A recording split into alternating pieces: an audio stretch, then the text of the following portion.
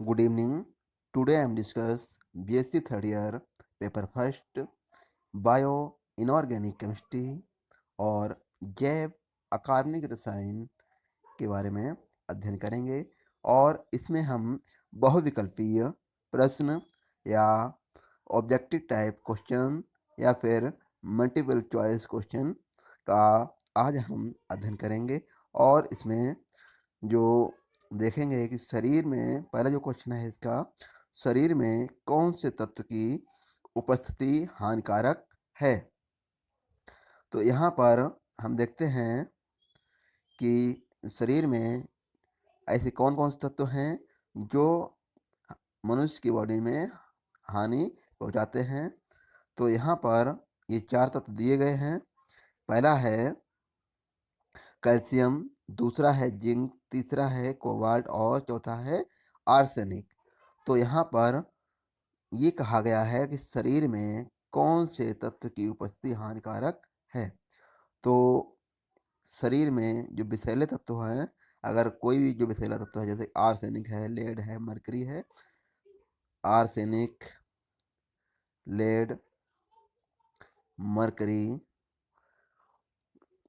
तो इन ऐसे ये बहुत सारे जो तत्व हैं अगर इनकी उपस्थिति शरीर में होती है तो वो शरीर में कोई न कोई हानि पहुंचाते हैं। तो यहाँ पर हम देखते हैं कि जो आर्सेनिक है वो क्या है, एक विषैला तत्व है और ये मनुष्य के शरीर में हानि पहुंचाता है। तो यहाँ पर जो आर्सेनिक क्या करता है, आर्सेनिक शरीर में विषैलापन उत्पन्न करता है। नेक्स्ट देखते हैं,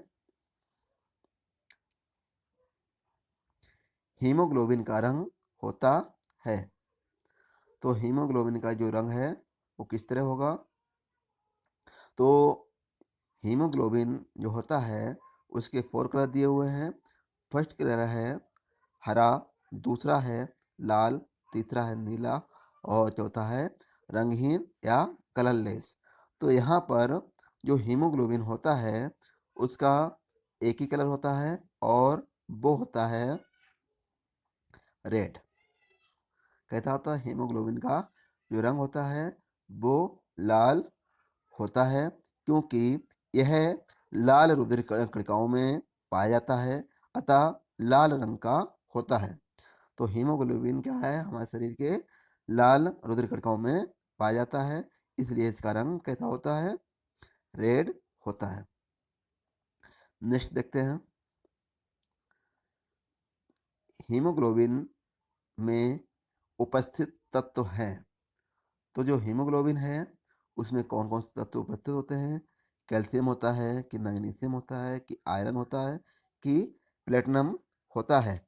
तो यहाँ पर हम देखते हैं कि जो हीमोग्लोबिन में जो चीज़ पाई जाती है, कौन सा एलिमेंट पाया जाता है, तो हीमोग्लोबिन में आयरन पाया जाता है।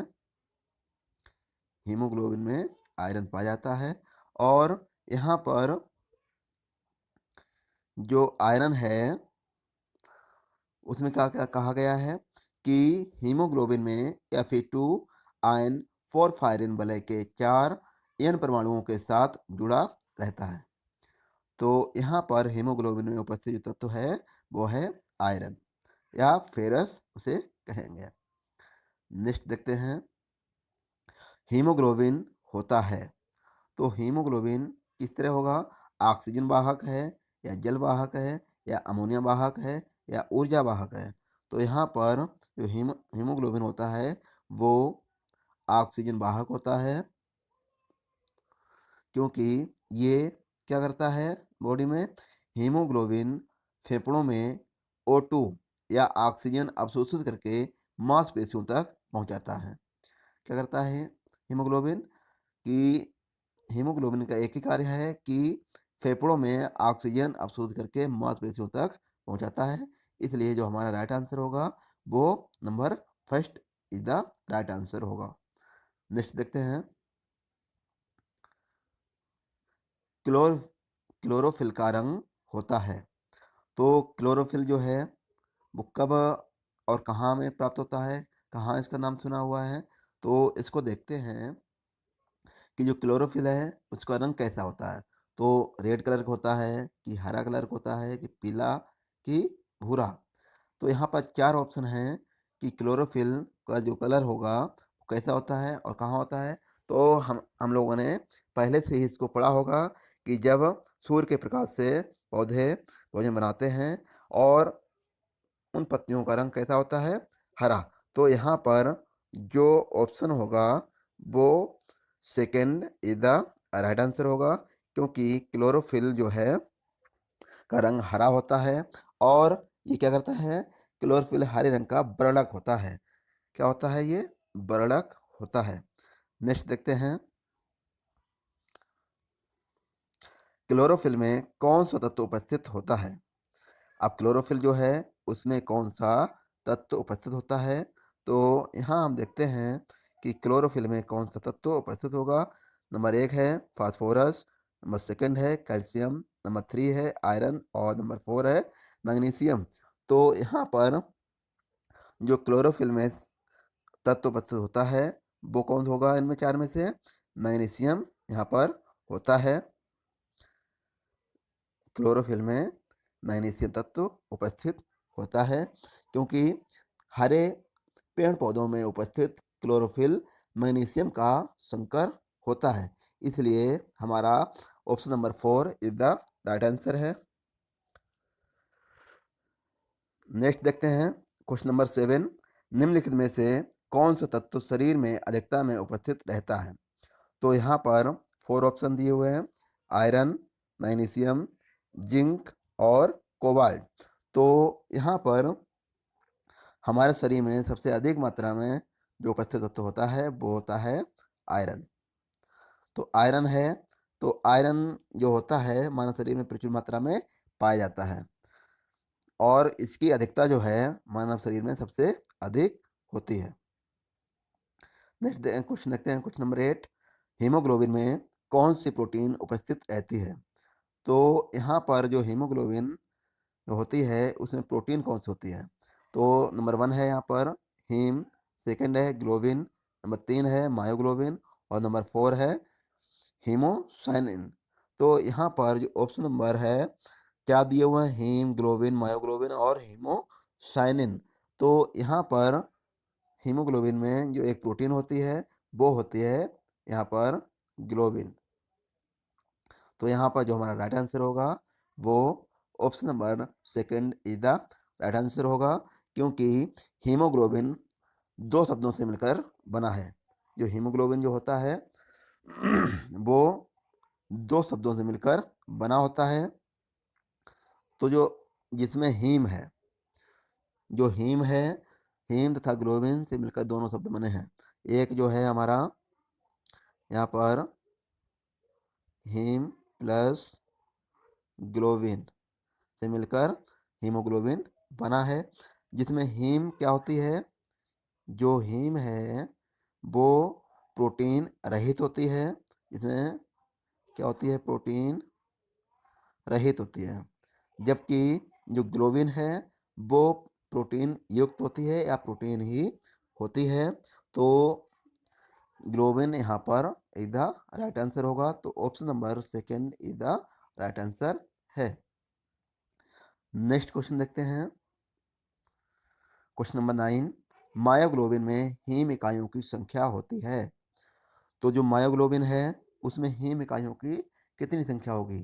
तो यहाँ पर जो मायोग्लोबिन होता है उसमें हीम इकाइयों की संख्या देखते हैं। ऑप्शन नंबर फर्स्ट में 1, ऑप्शन सेकंड 2 और ऑप्शन नंबर 3 में 3 इकाइयाँ और ऑप्शन 4 में 4 इकाइयाँ होती हैं। तो इसका जो राइट आंसर है वो है ऑप्शन नंबर फर्स्ट।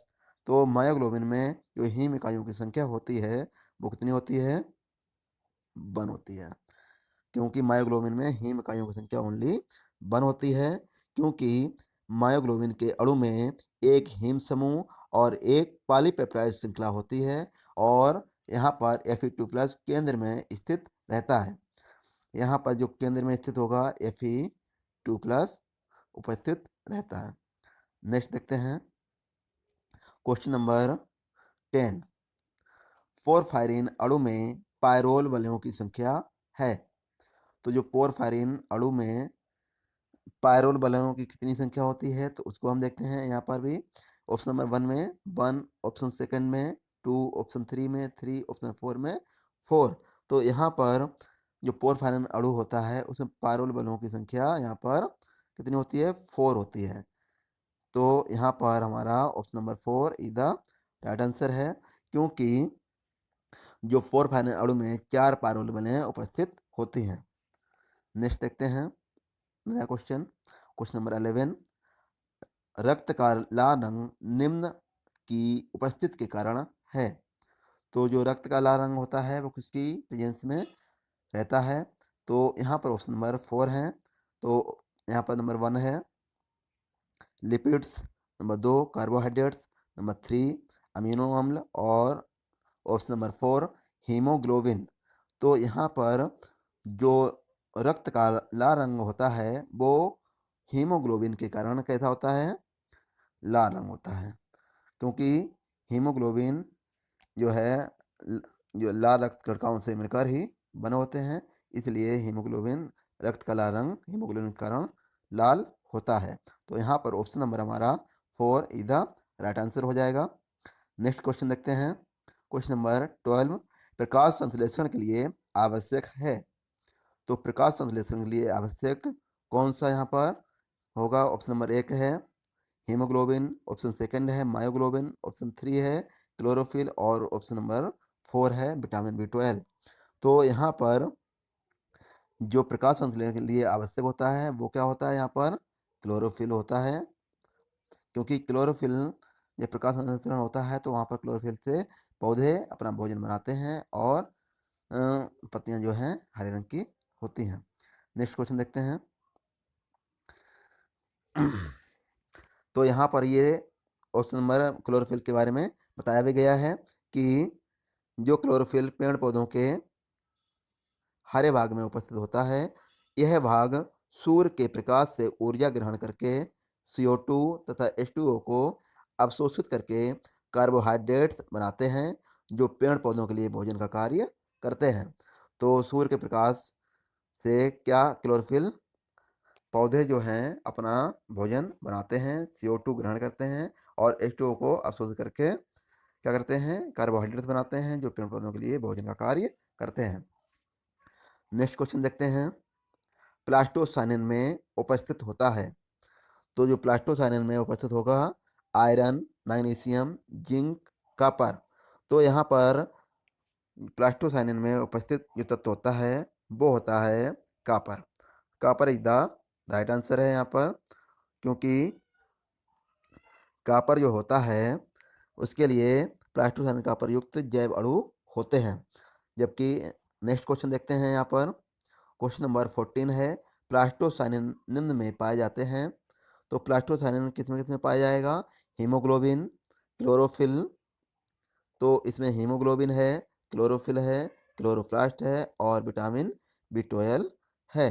तो यहाँ पर जो हमारा क्वेश्चन नंबर 14 है, यहाँ पर उसका जो राइट आंसर होता है क्या है, वो क्या है? क्लोरोप्लास्ट। तो प्लास्टोसाइनिन में जो क्लोरोप्लास्ट पाए जाते हैं और यहाँ पर प्लास्टोसाइनिन पेड़ पौधों के क्लोरोप्लास्ट में पाए जाते हैं। तो कहने का मतलब ये हुआ कि जो प्लास्टोसाइनिन होता है वो पेड़ पौधों के क्लोरोप्लास्ट में पाए जाते हैं, इसलिए हमारा जो राइट आंसर होगा वो option number 3 is the right answer है। नेक्स्ट क्वेश्चन देखते हैं। क्वेश्चन नंबर 15, कार्बोक्सी पेप्टाइडेज किस धातु का एंजाइम है? तो यहाँ पर ऑप्शन नंबर 4 है हमारे iron, option second magnesium, option 3 copper, option 4 zinc. तो यहाँ पर 4 ऑप्शन जो हैं उसमें कार्बोक्सी पेप्टाइडेज जो है वो हमारा जिंक धातु का एंजाइम है। कहने वाला ये है कि ये option number 4 is the right answer है, क्योंकि कार्बोक्सी पेप्टाइडेज जिंक धातु का एंजाइम होता है। क्या होता है यहाँ पर? जिंक धातु।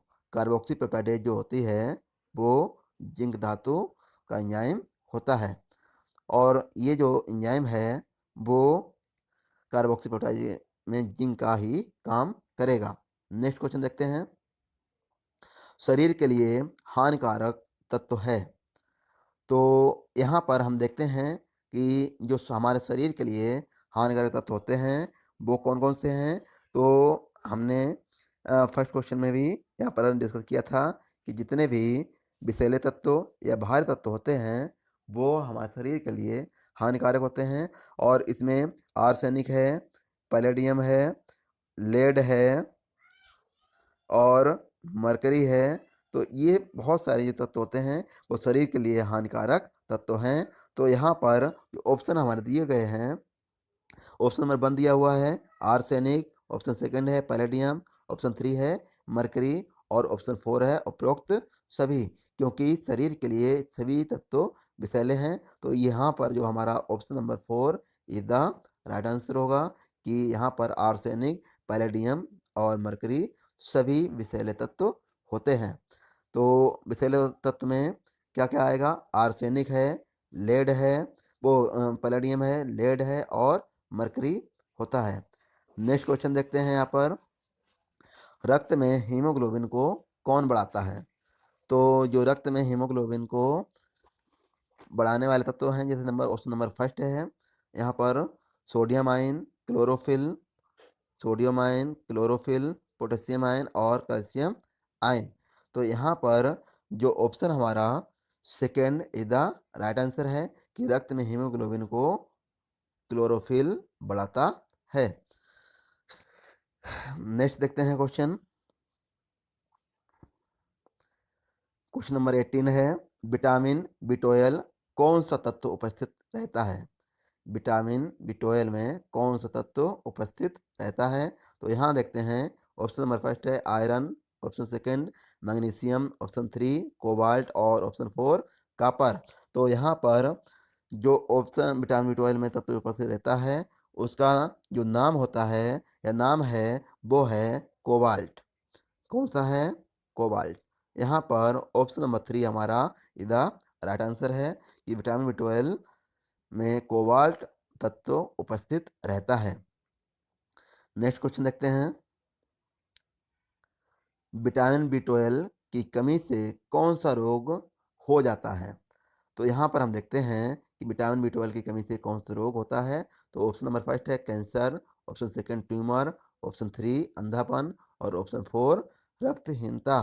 तो विटामिन B12 की कमी से जो रोग होता है वो होता है रक्तहीनता। मतलब कहने वाला ये है रक्त की कमी हो जाती है। अगर शरीर में विटामिन B12 की कमी होती है तो यहाँ पर रक्त की कमी हो जाएगी और रक्तहीनता रोग उत्पन्न हो जाता है। नेक्स्ट क्वेश्चन देखते हैं। क्वेश्चन नंबर 20 मायोग्लोबिन में कौन सी गैस का भंडारण होता है?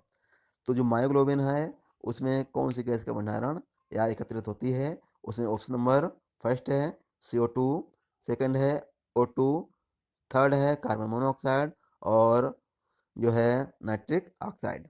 तो यहाँ पर CO2, O2, CO, NO। तो ये चार जो गैसें हैं उसमें ऐसी कौन सी गैस है जो मायोग्लोबिन में भंडारण कार्य करती है? तो यहाँ पर जो मायोग्लोबिन में भंडारण कार्य करेगी वो ऑप्शन हमारा सेकंड सही है कि मायोग्लोबिन में ऑक्सीजन क्या करती है? भंडारण का कार्य करती है। या मायोग्लोबिन में जो गैस का भंडारण होता है वो O2 का होता है। तो यहाँ पर हमने जो क्वेश्चन देखे हैं क्वेश्चन नंबर 20 कि मायोग्लोबिन में O2 गैस का भंडारण होता है। तो इस तरह हमने एक एक करके बायो इनऑर्गेनिक केमिस्ट्री के 20 क्वेश्चन का आज अध्ययन किया है और इनसे परीक्षा में निश्चित ही क्वेश्चन फंसेंगे। और ये पूरा जो क्वेश्चन लिए हैं काफ़ी इम्पोर्टेंट क्वेश्चन हैं। इनसे जो है इस चैप्टर से कुछ ना कुछ क्वेश्चन जरूर फंसेंगे और इनको आगे भविष्य में कंपटीशन के लिए भी इन्हें बहुत ही अच्छी से तरह से पढ़ लेना चाहिए। ऐसा मेरा मानना है कि यहाँ से हर कंपटीशन में एक आध क्वेश्चन जरूर आता है। तो इस तरह इन क्वेश्चन को BSc में और अदर कंपटीशन के लिए इनको अच्छी तरह से पढ़ लेना चाहिए। Thank you.